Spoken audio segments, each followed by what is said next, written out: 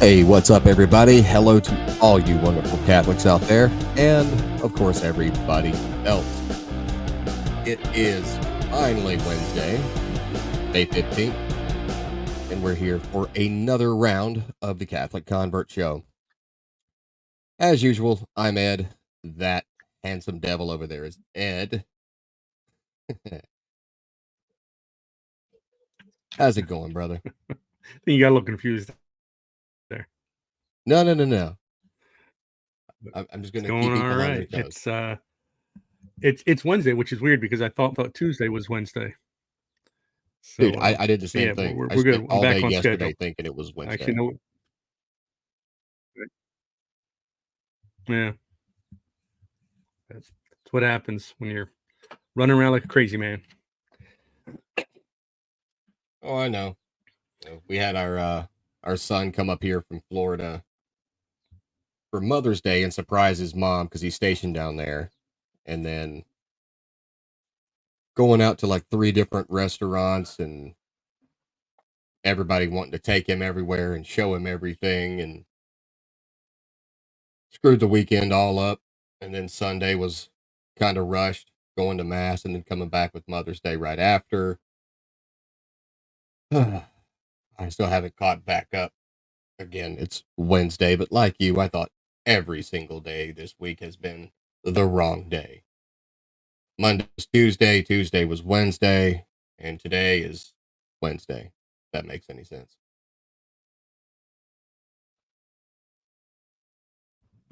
Yeah, perfect sense.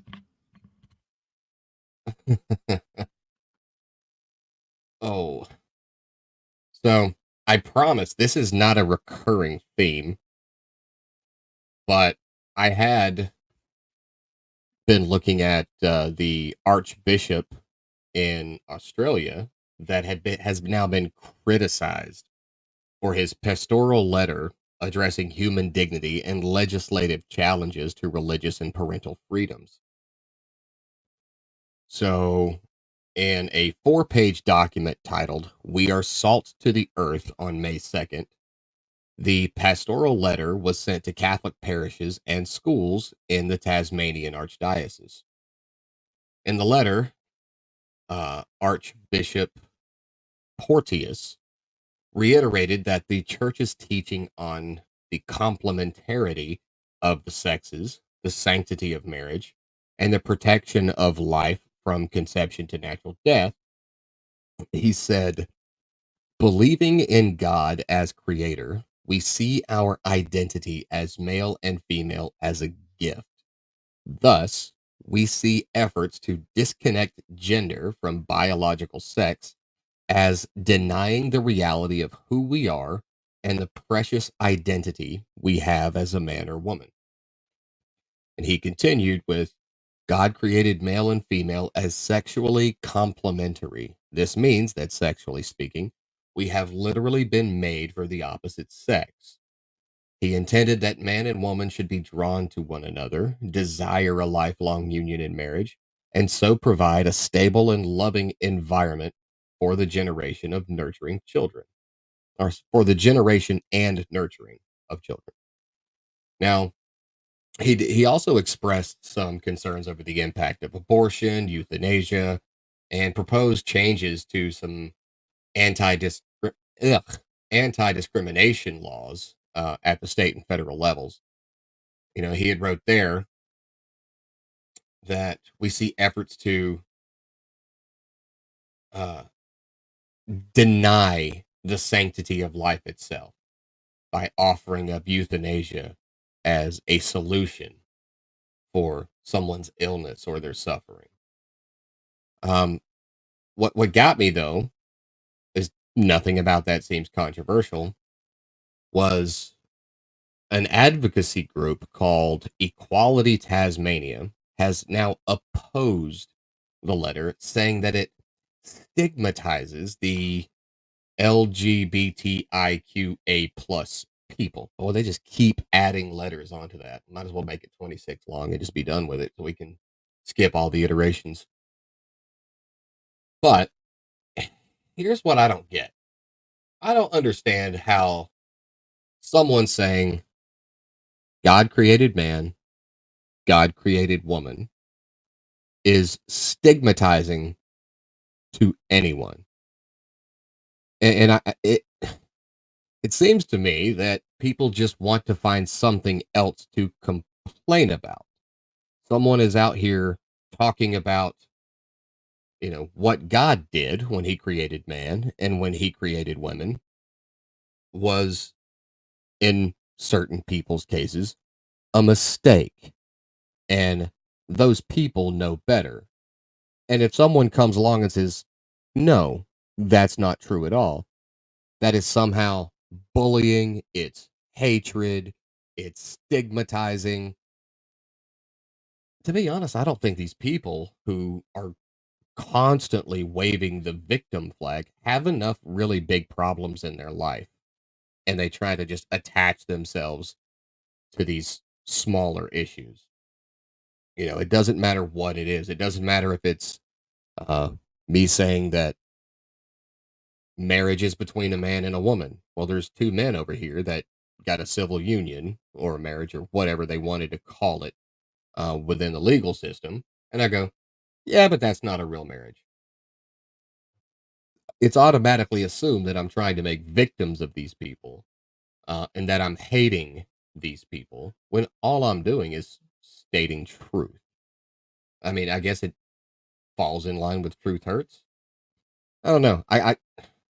I really miss the 90s where people weren't just overly sensitive about everything because I don't see anything in the Archbishop's letter that was even remotely uh, volatile. Water's wet, the sky's blue, grass is green, ketchup doesn't belong on hot dogs. All universal truths, but somehow it's being purported as something else.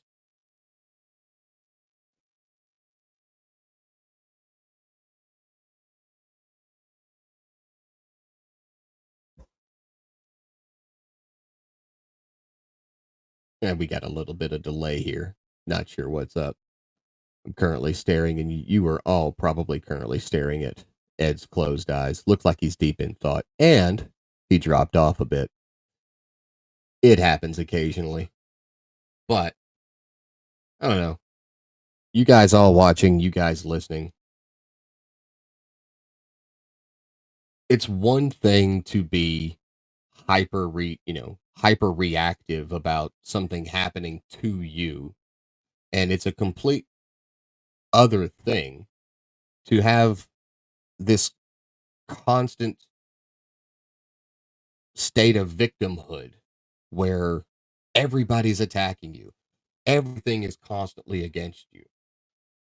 But if the other side were to turn around and say, God did not create just men and women, he created people who were fluid or whatever language they use. Wouldn't it be weird if people on the other side of the conversation started saying that they were being attacked? Because to me, that's just as ridiculous. It doesn't make any sense to me. I don't understand why everything that is just a disagreement with someone else's opinion is all of a sudden elevated to the status of an attack. It doesn't make sense. But the other thing that has probably got a lot of people wondering about and thinking about is the news today was talking about the prime minister of Slovakia was shot, and it was a very close call with an assassination attempt.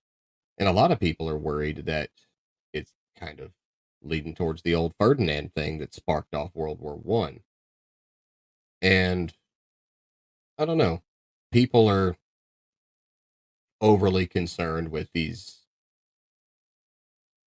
apocalyptic views. When it comes to, well, this is happening. It's a sign of the times. this is happening. It's a sign of the times.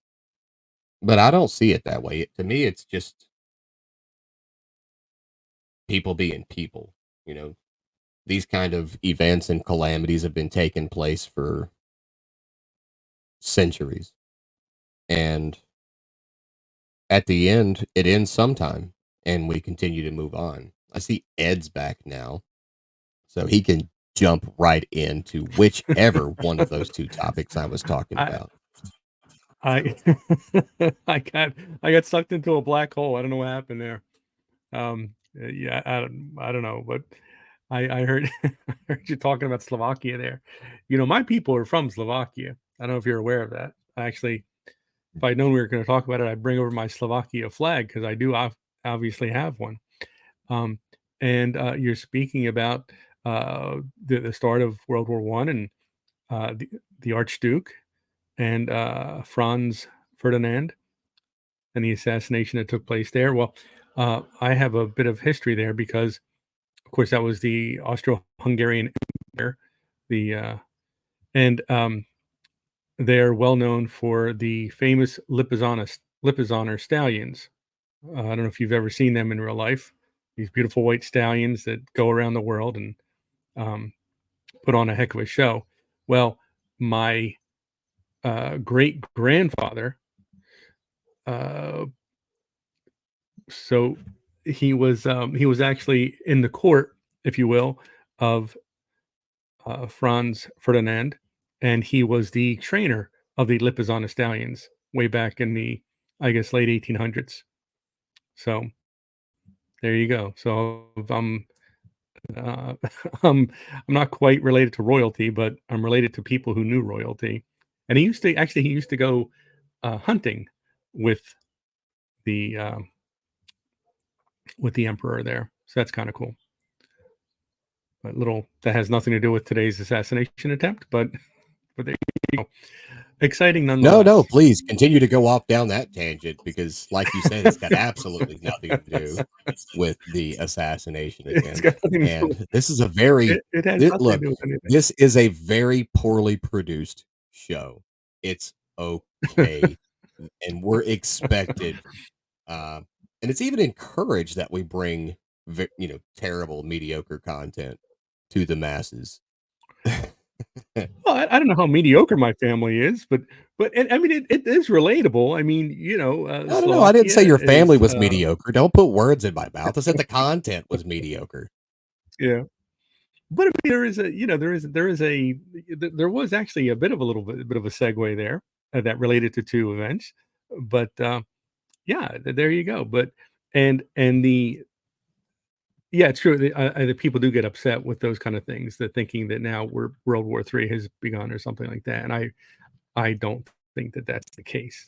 I mean, uh, you know, I think we'll be fine with that. I mean, it's terrible. I pray for his full recovery, but I think we're okay as far as World War III goes. And um, the subject before that, which I cut out during, um, and you'll have to refresh my memory because I know you were talking about a bishop's letter, Yeah, it and was the I don't know. Let's go Archbishop back to that uh because I probably do the have some Archbishop comments about that. Porteus. Uh Archbishop Porteus had penned a pastoral letter reiterating everything that Pope Francis had stated in Dignitas Infinita about the case of human Right, dignity, um obviously the gender ideology, and that's all he said. He reiterated right. what the Pope had said, but it's on one side, I get, okay, I'm not Catholic. I'm insert whatever denomination of gender, since there's just as many of those as there are Protestant denominations now. And I don't like it and I don't agree with it. I get that. But now it's being purported that it's stigmatizing people. I don't understand how the truth can stigmatize anyone. God created man, God created woman. That's that. But now everything's taken as an attack. And it's just exhausting. Everyone complaining, everyone, "Oh, I'm being attacked, I'm being marginalized." No, we're just not conforming to your delusions. You can believe what you want, but you don't have to make everyone else believe it. Yeah, well, isn't it part of the bigger picture, which is, in 2024, you have to be a victim or you are no one. And so you just have to search around long enough to find what you are a victim of. I mean, Jeff, I'm sure you're a victim in some way, shape, or form. Um, I'm a victim, in many ways. I don't know what those are, but I'm gonna research it and get back to you. But I'm sure I'm being victimized by somebody in some way. Um, but I mean, uh, if we get a but that's what it's card all that gives us, about. like, And discounts on um, gas, I'm okay with it. that'd be great. Yeah, right. Well, so, it'll be kind of like AARP, but it'll be for victimhood. So, Yeah, but I think, and there's this desire to fit in, and it's strange because back when I was a kid, um, fitting in in 1841. 1856. Let's not go back that far. But fitting in um, didn't mean quite what it does today. Fitting in today means finding that group that that group that's outside the norm, if you will, and fitting in there. And how can I fit in there? If I shave half my head and dye the other half of it, if I get tattoos all over the place, nothing wrong with having tattoos. If I have multiple face piercings, um, and I say that I'm, uh, my pronouns are walrus potato or whatever, then I can say now I'm part of this marginalized group, and you all need to apologize to me, and you all need to make me feel better about being a member of that marginalized group. And obviously that's an oversimplification. There are people that are struggling with their identity and things like that, um, but that doesn't mean we suspend reality. And I have to say, I mean, on a daily basis, I'm called blank phobic. It changes from day to day, but just because I won't agree to whatever victimhood someone is claiming on that particular day, I am phobic to whatever they are claiming to be, and I think that's ridiculous. We have a difference of opinions. It doesn't mean that I hate you. It doesn't mean that I don't understand you. It doesn't mean that I'm fearful of you. It just means that I prefer to stay grounded in reality. And and as far as the Catholic perspective on this, I don't even know why this is a question. I don't know how we shouldn't need bishops reaffirming basic truths, and um, what in Genesis, a man and woman he created them. It's not there's not this sliding scale, and it's not um 72 different genders, and I'm somewhere outside of that area, and things like that. And what bothers me from a spiritual point of view on that is that um I think if you're rejecting the body that you were born with, you're rejecting the body that God gifted you. And I'm sorry, and people may disagree with this, but I think you're rejecting God. And to say otherwise, I think is folly. I think that if you're saying that no, God made me this way, but He screwed up, so I need to correct God's mistake. That's basically what you're saying, and I take issue with that because God beautifully and wonderfully created each and every one of us with all of our faults, with all of our flaws. I mean, it would have been great if God created me with a full head of hair, but He didn't. You know. Um, but that doesn't make me a victim, I'm still hung up and on it not doesn't being mean that six I'm foot something three. other than a exactly, right? I mean, but no, but Jeff, you can claim to be 6'3", and I have to affirm that for you. I have to say, I'm yes, trans Jeff height. is 6'3", and we exactly.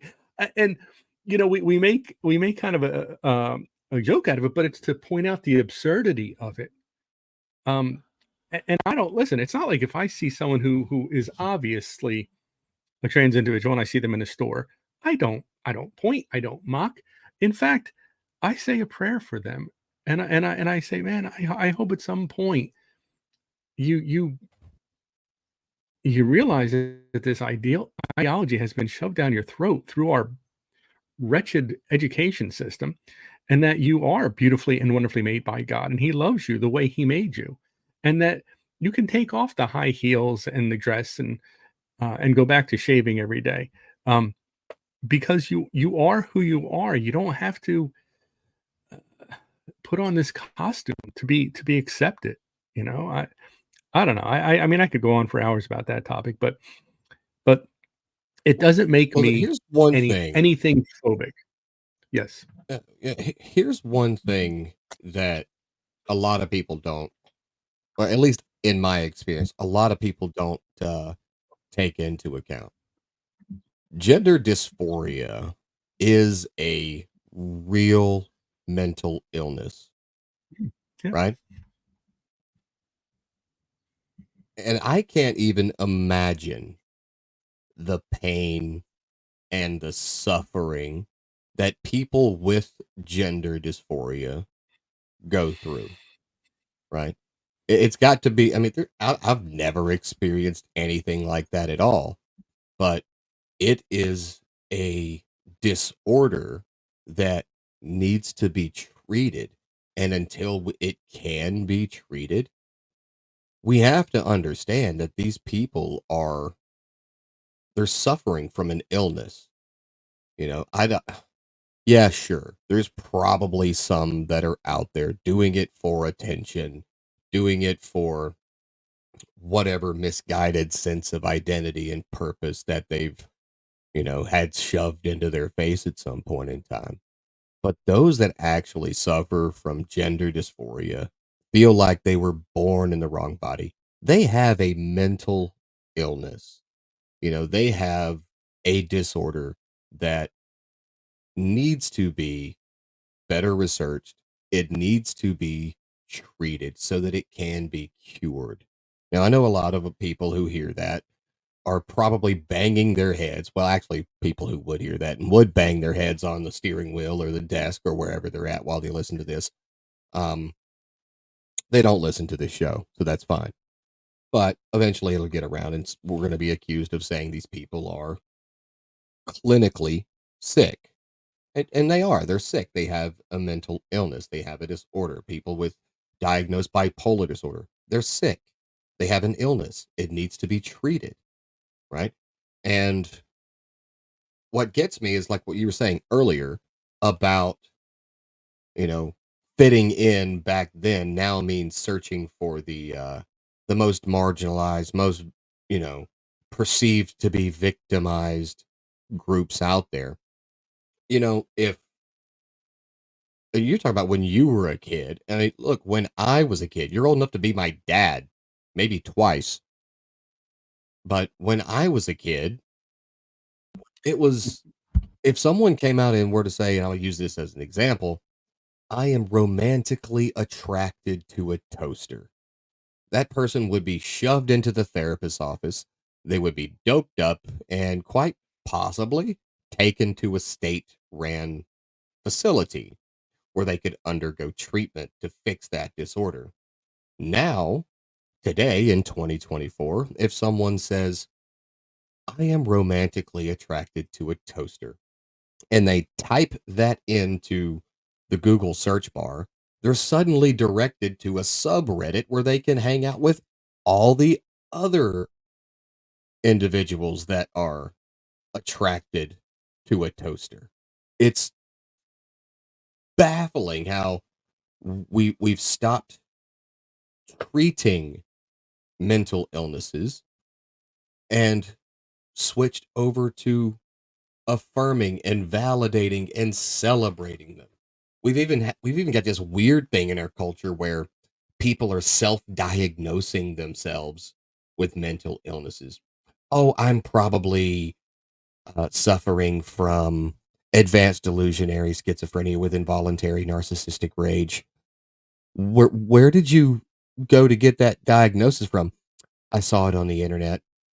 I'm like, listen, I looked on WebMD when I stubbed my toe and it told me I had colon cancer. Please do not self diagnose based off of information you find on the internet. But it's somehow celebrated. And you see this a lot with the younger people that are like my older children's age. It's, I'm depressed, bipolar, schizophrenic, da da da da, and they just add on all these. They've never seen a therapist a single day in their life. They saw the school counselor who said, "Well, if that's how you feel," and then they run around wearing these made up and self-diagnosed mental illnesses as if it's some kind of badge of honor when it's nothing more than being a hypochondriac because you think that will somehow grant you that victimhood so you can claim that you've been marginalized. I don't understand why people would do that. I mean, when it's in the book of Timothy. Come on. God did not give us a spirit of timidity, but one of power. So why do we have so many people running around saying I need to be even more victimized than I'm making up already in my head and make other people see that so that I can be validated? It's weird to me.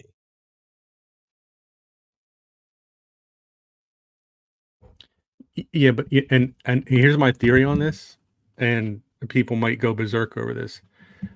But like when I was younger, Hold on. I'm gonna you know, turn this into a clip that everyone's we known. put on repeat over and over and over. People are gonna get mad.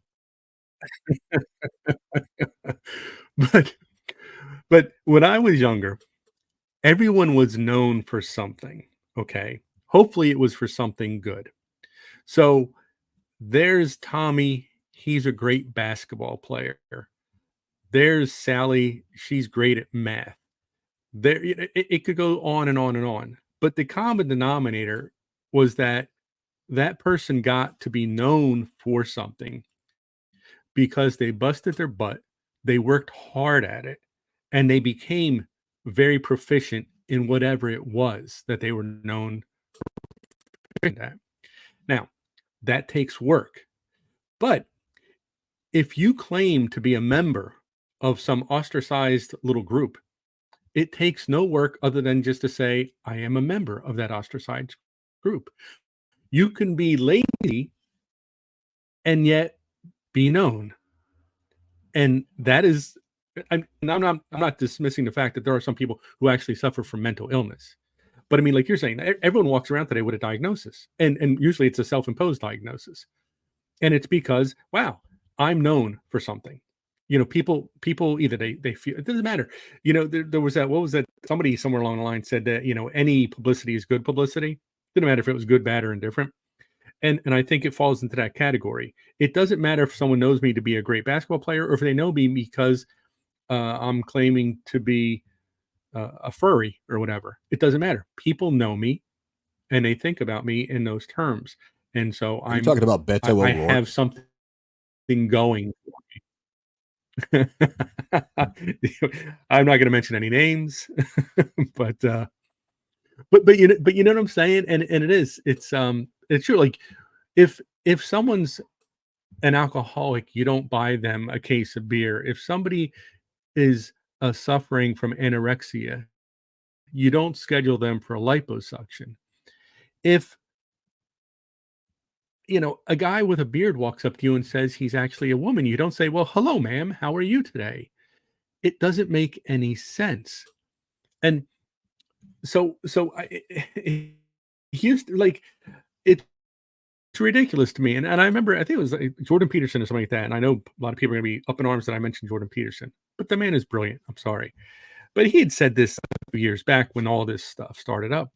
He said, this idea that if you feel that you are born in the wrong body, whatever, you go to the first step is you go to your therapist and they affirm that. He said that's ridiculous. It's not a therapist's job to affirm you. It's his job to treat you. So again, like I said, if you go to a therapist because you're anorexic, because you're bulimic, because you have any other body dysmorphia sort of thing, he's not supposed to say, "Oh, that's great that you're anorexic. It's great that you're bulimic." that'll be $75. I'll see you next week. He's supposed to help you to overcome that.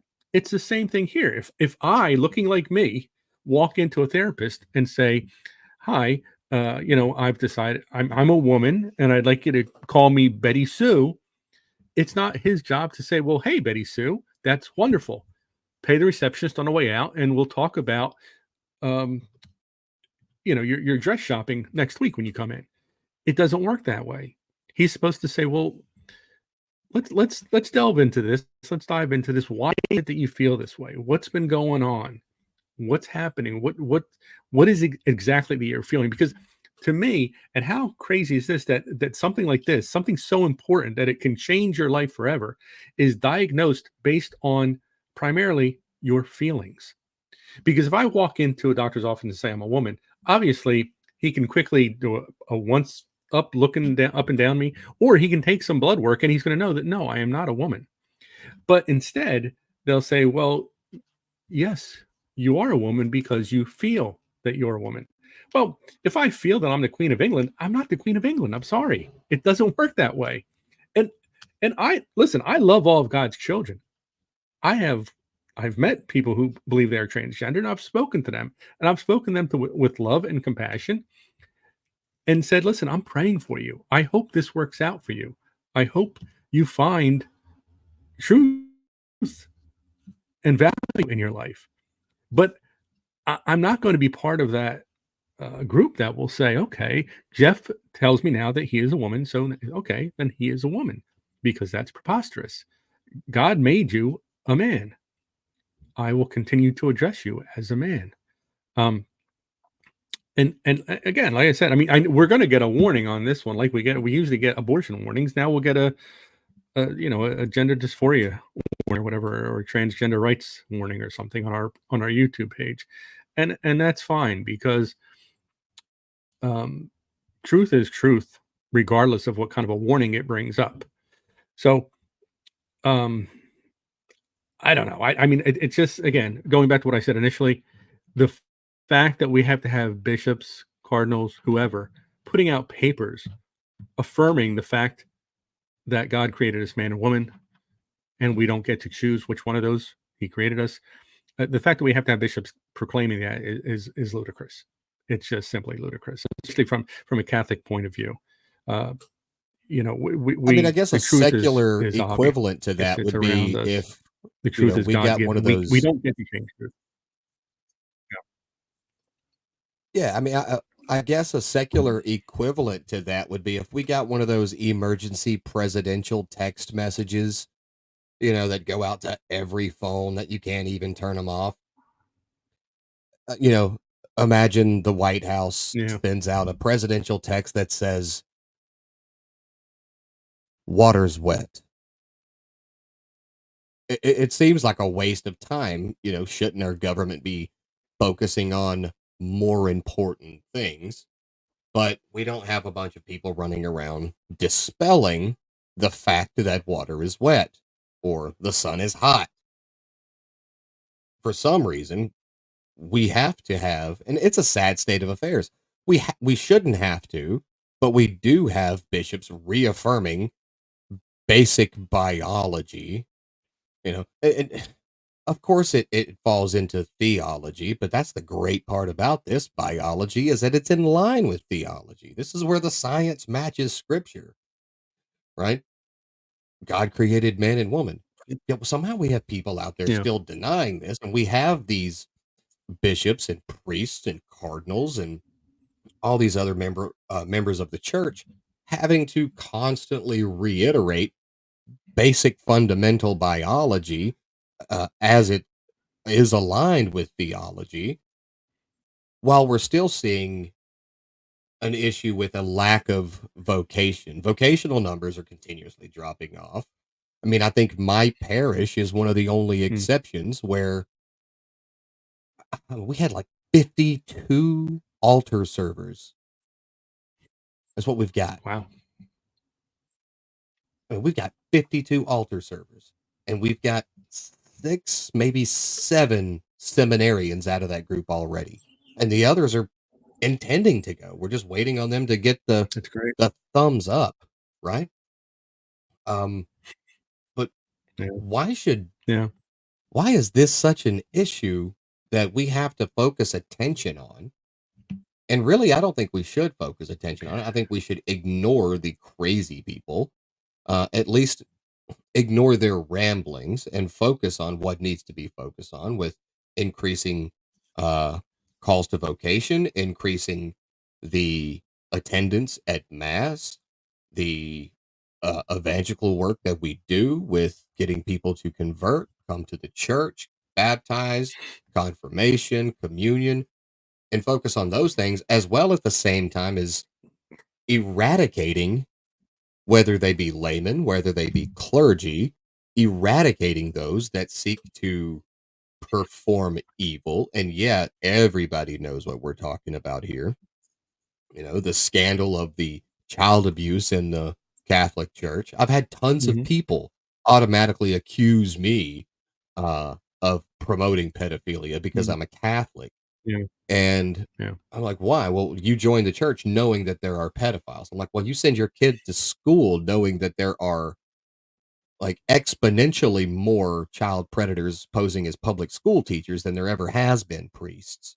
But that's Yeah. beside the point. If someone walks into your house, and I think Father Mike, you know, the Bible in the Year guy, Father Mhm. Mike talked about this uh, yesterday, today. If someone walks into your house and starts committing evil, you don't just run out of the house and abandon your family. You stay in the house and Mhm. you oust and eradicate and remove the ones committing evil from your house. And that's what needs to take place with every single priest, every single deacon, every single layperson that is a predator to small children, right? These are the important Yeah. things that we need to focus on. But no, we're too busy having bishops turn around and have to reiterate that men are men and women are women.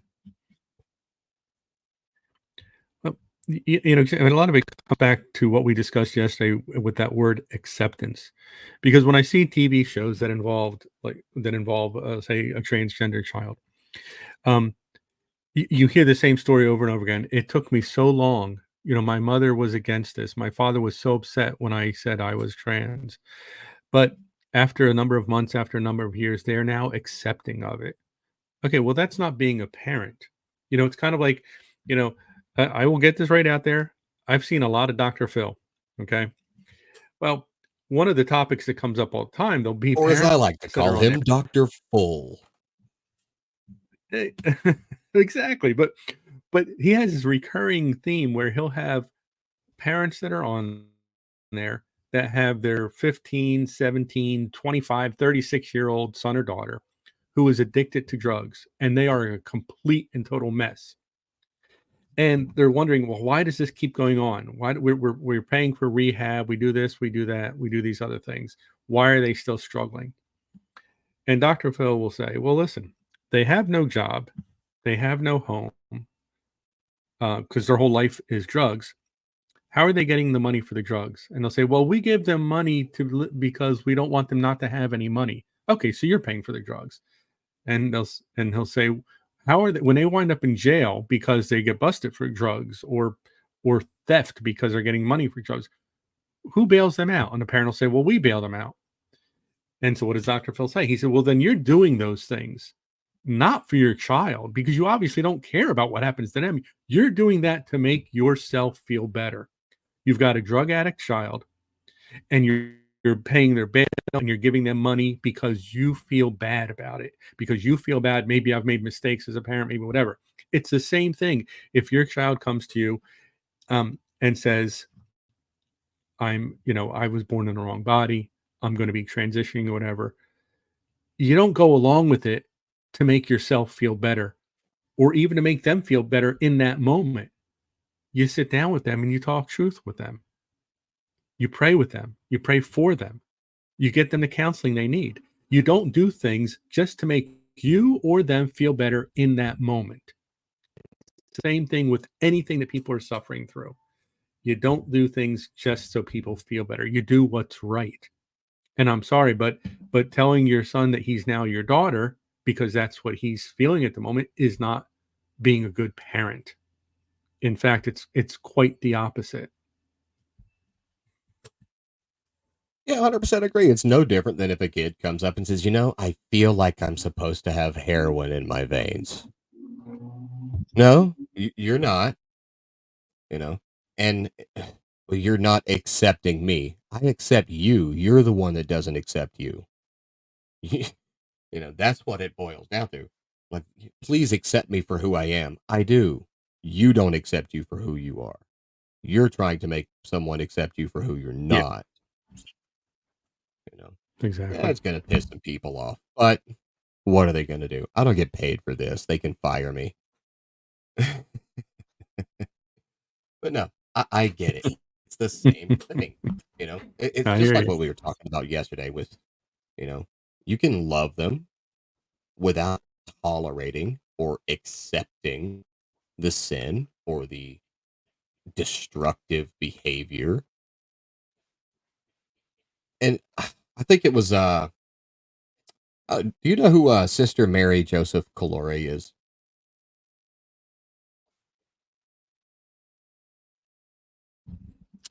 I don't believe that I do. Okay, she's a mother superior in Pennsylvania with the Sacred Heart of Christ Jesus, and she had posted yesterday, the goal of the gospel is not to affirm you, celebrate you, and accept you. The goal of the gospel is to rescue you, transform you, and redirect you. And that's exactly what we were talking about yesterday. And it's kind of prescient that Yeah. I saw her post that shortly after um, the show, which it was actually posted before the show. But your duty as a mom, your duty as a dad is to do what is best for your children. And you know what? Sometimes the only way to do what's best for your children, if they're sitting in a burning house and they're refusing to leave, sometimes you got to go in there and you got to drag them by the ankle and pull them out of the burning house, you know? And no, I'm not telling people to assault their children, but somebody will take it that way because their IQ's sub 80. What I'm saying is you cannot, for a single second, endorse or support any destructive behaviors from your kids and claim to love them in the same sentence. You can't do it.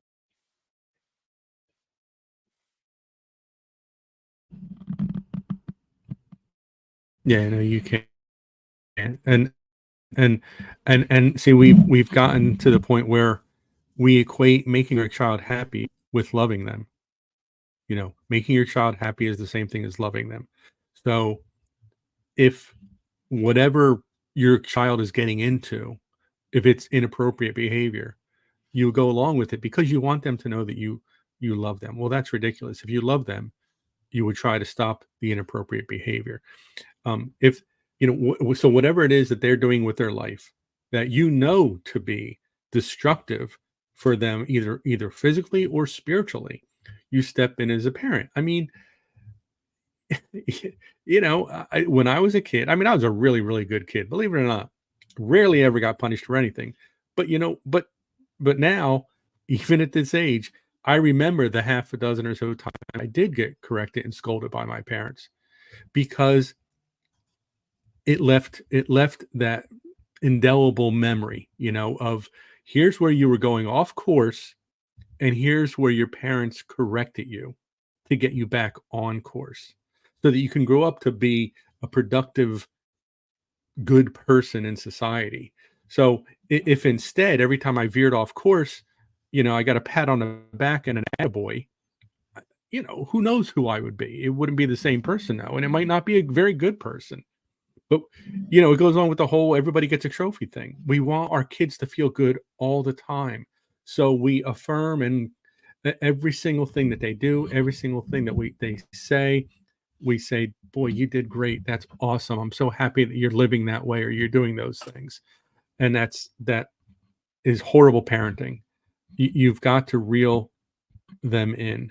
Um, and so we do this, and now we're expected to do this even as our kids become adults and they start going in a really bad direction. We're supposed to say, well, that's your choice. You're living your best life, or what is it? You're being your best self, or whatever nonsense they throw at you.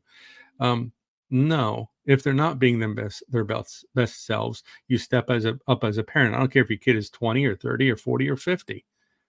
You're still their parent. And but that's what we've come to, where if someone says to you, I'm whatever.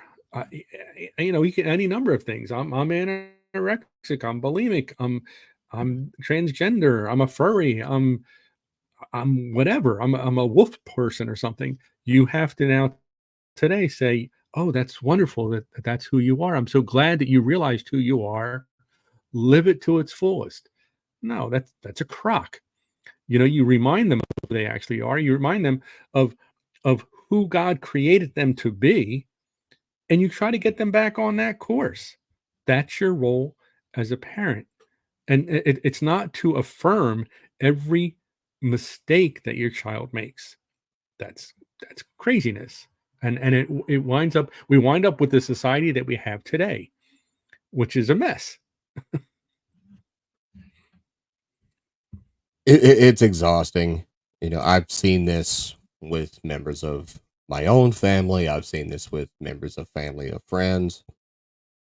I've got one uh, very close friend, and I'm sure he won't mind me mentioning this. I'm not going to mention his name, but his daughter has struggled quite a bit with this trans ideology and some drug abuse. And, he lives here local to me, and he went through this very long period of his daughter. When she turned 18, she, got herself emancipated and she left. And there was a period for him of about 4 years where he had no idea where she was. He had no idea if she was okay. She wasn't speaking to him or her mother.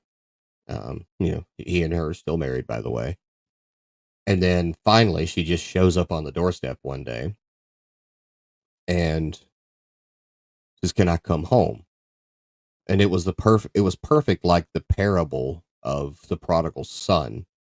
He was like, "Yeah, your room's still available." He's got 3, 4 kids, but she just showed up out of the blue one day, and he was like, "Yeah, come in. You want something to eat? Your room's available. Your bed's there. We've not removed anything of yours. You live here. Come on." And it was that, right? And what had happened is she had hit rock bottom, with drugs, and it was a mess.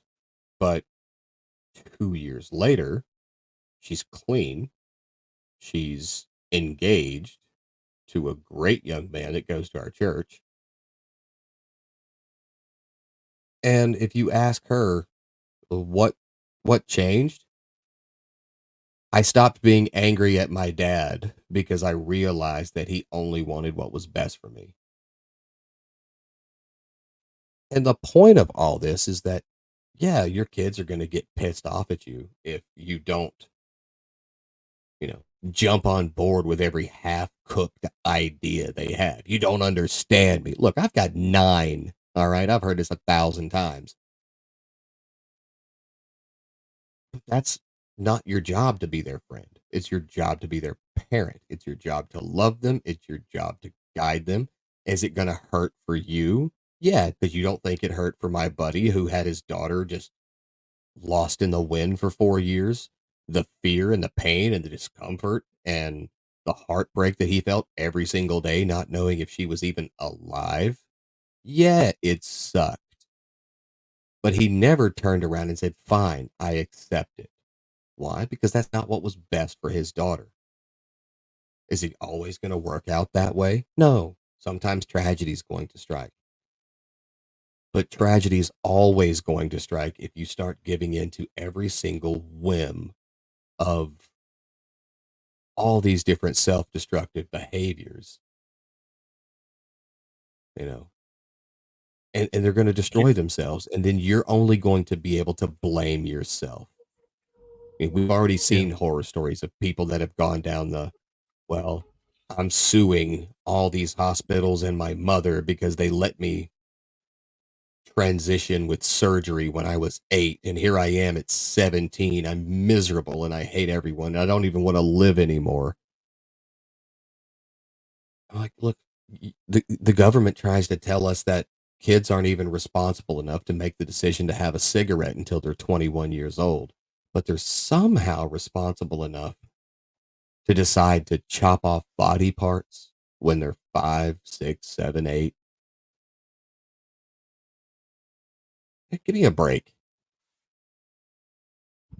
Like, yeah. your job as a parent, it was, you think it was easy for Christ to go to the cross? I've seen some of the reconstruction stuff that they did of Christ's wounds and bodies and what the cat of nine tails will do to you when you're being flogged. Look, that was not easy because he was fully man and fully God, but the fully man part felt all of that. It was not easy, but he did it and suffered that way because he loves us. So you need to be prepared as a parent to endure some heartbreak, to endure your kid being mad at you, to endure having society think you're a bad, bad bigot. Just tell them, as long as you spell Mm, my name right, you can call me whatever you want. But you need to be prepared to suffer through these things that can, and God forbid don't, but can happen when you decide to take a stand and do what's right for your kids instead of doing what society says is right and is the tolerant and the nice thing to do. yeah. Yeah, but you look at the example you gave, and I'm sure while that girl was suffering through the worst of the worst, because her father stood his ground, because he was actually parenting and fathering her, she hated him, I'm sure, and thought, "This is the worst parent ever." But he stuck with it, and now she realizes, "No, he was the best parent ever. He was loving me." 'Cause, I have a story about the exact opposite of that. The gentleman I know who has a neighbor who, as his kids were growing up, he wanted to be the cool dad. He wanted to be the fun dad. He wanted to be his kids' friend as they got into high school, college, and things like that.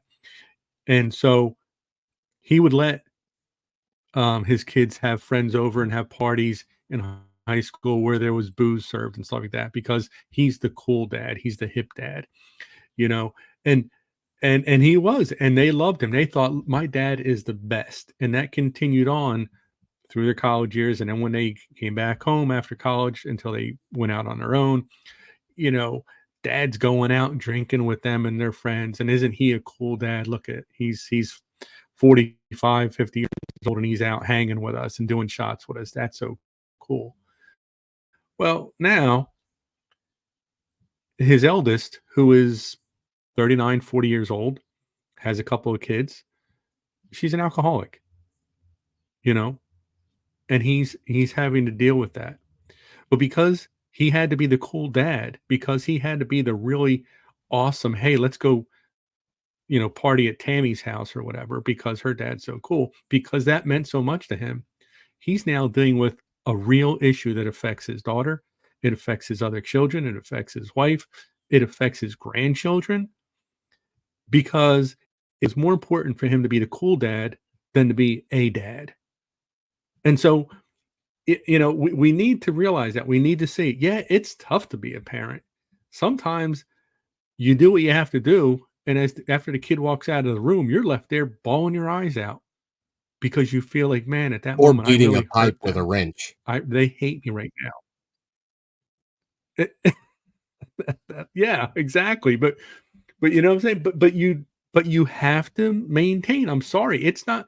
You're saying it was difficult. Everything Christ went through, and it's difficult being a parent. If you're going to do it right, if you're going to be a parent, it is not an easy job. No one would actually apply for that job looking at the job description, but you do it, and you do it to your best, because then you're rewarded for the most part with a 25-year-old, a 30-year-old, a 35-year-old who is a good citizen, a good person, who is capable of raising and loving their own children, um, who's going to maintain a presence in your life. And they're going to be someone you can count on as you get older and need them to be in your life and to help you with certain things.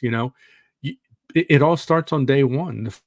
For the second that child is born, you've got to decide: am I going to be the cool parent? Am I going to be the parent? You know, what am I going to do? What kind of a course am I setting for this child, that they're going to have a fun childhood, but possibly a lousy adulthood, a dangerous adulthood, a destructive adulthood? Or am I going to be a strong-willed parent, and maybe they're not going to like it all the time, maybe they're going to be upset with me sometimes, but they're going to have a good foundation, and they're going to wind up being a good part of society, and a good person. They're going to live a long and healthy life, much like our saint of the day, Isadore the Farmer. Yeah.